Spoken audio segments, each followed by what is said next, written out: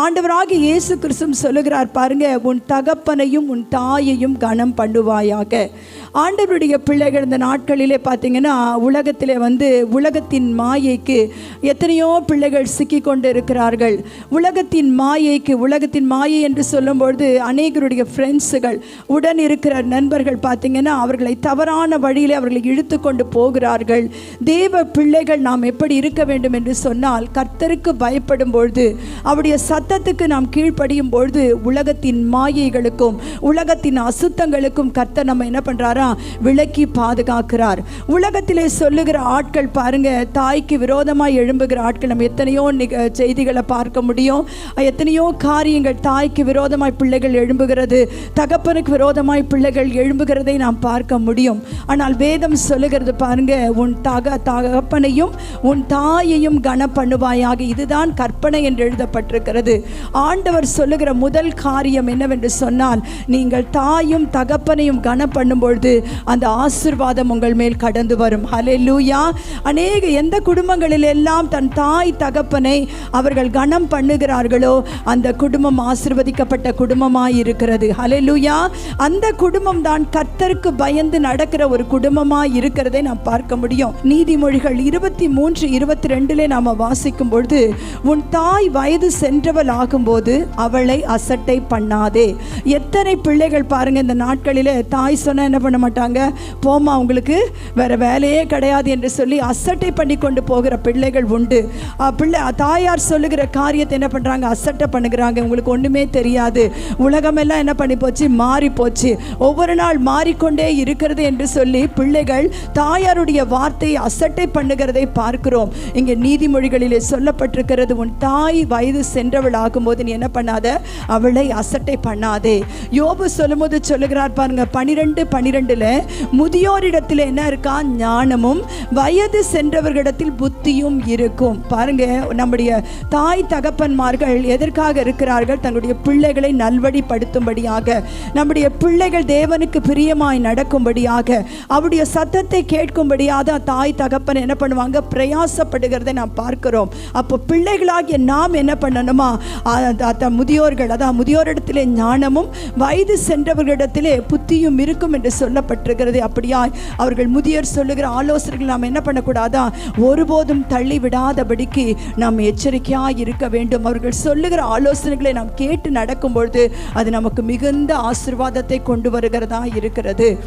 பிள்ளைகள் பாருங்க, கொஞ்சம் வளர்ந்துட்டாங்கன்னாவே எப்படி யோசிப்பாங்கன்னா, அம்மாவுக்கு ஒண்ணுமே தெரியாது, அவங்களுக்கு நான் தான் சொல்லி கொடுக்கணும் என்று சொல்லி அவர்கள் பெரிய மனுஷங்க மாதிரி பேசுவாங்க.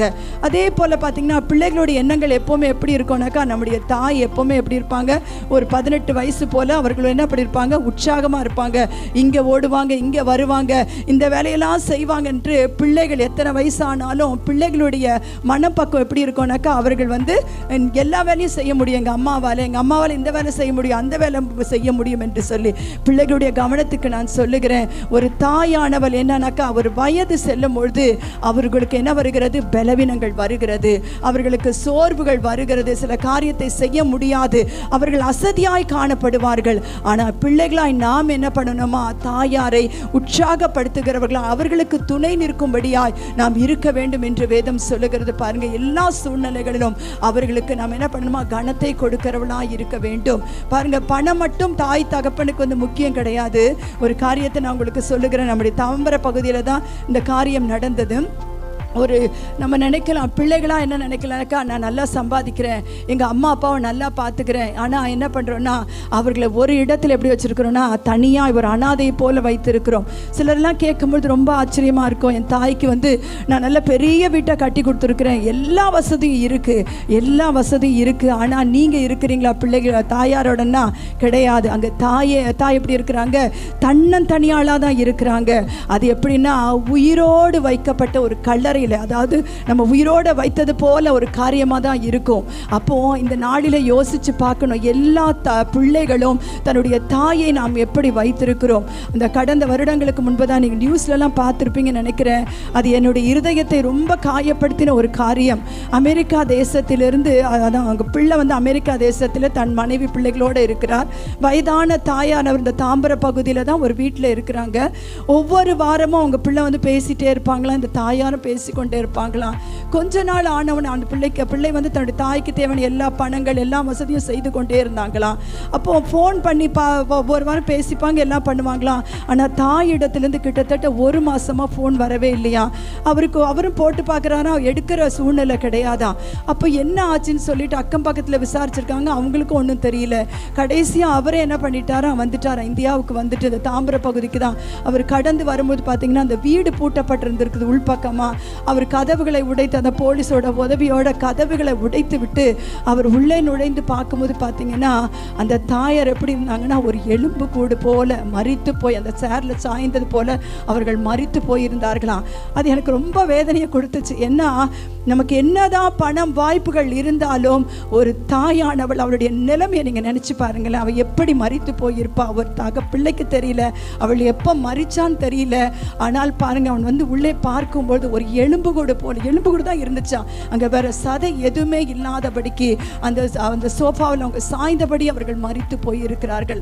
அப்போ அந்த பிள்ளையை நான் நினச்சி பார்ப்பேன், அவனுடைய இருதயம் எப்படி இருக்கும், குற்ற உணர்வு இருந்துகிட்டே இருக்கும். என் தாயை நான் பார்க்கல, என் தாய் உயிரோடு இருக்க வரைக்கும் நான் பார்க்கல என்று சொல்லி அந்த குற்ற உணவு அவனுக்குள்ளே இருந்துக்கிட்டே இருக்கும். பாருங்க, ஏதை சொல்கிறேன்னா நமக்கெல்லாம் பார்த்தீங்கன்னா சொல்கிறதுக்கு முற்காட்களிலே தாய் தகப்பனை குறித்து சொல்லுகிறதற்கு ஆட்களிலே ஏன்னா சத்தியம் அறியாதவர்களாக இருந்தோம். ஆனால் இந்த நாட்களிலே தேவனுடைய சத்தியத்தை நாம் அறிந்திருக்கிறபடினால் வேதம் சொல்லுகிறது பாருங்க, எல்லா சூழ்நிலைகளும் நீங்கள் என்ன பண்ணணும், உங்கள் தகப்பனையும் உங்கள் தாயையும் நீங்கள் கனம் பண்ண வேண்டும். அல்லேலூயா.